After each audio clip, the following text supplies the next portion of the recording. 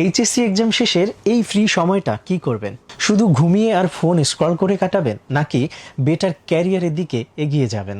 মাত্র 5টি কাজ বদলে দিতে পারে আপনার future. Spoken English, communication, graphic design, coding বা যেটা আপনার সাথে যায়। 2.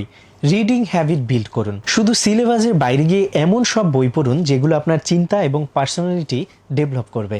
3. নিজেকে এক্সপ্লোর করুন। আপনার প্যাশনকে, কোন কাজ করতে ভালো লাগে, কোন ফিল্ডে যেতে চান, এগুলো ডিসকভার করার এখনই বেস্ট টাইম। 4.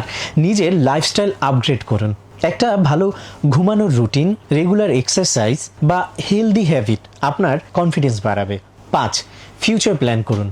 ইউনিভার্সিটি, ক্যারিয়ার কিংবা নিজের ড্রিম, কোন পথে যেতে চান তা এখন থেকেই রোড ম্যাপ তৈরি করুন। মনে রাখবেন, এইচএসসি শেষ মানে শুধু ভ্যাকেশন না, এটা আপনার নেক্সট লেভেলের প্রিপারেশন টাইম। এগিয়ে যাবার পথে আপনার সাথে পাশে আছে রকমারি।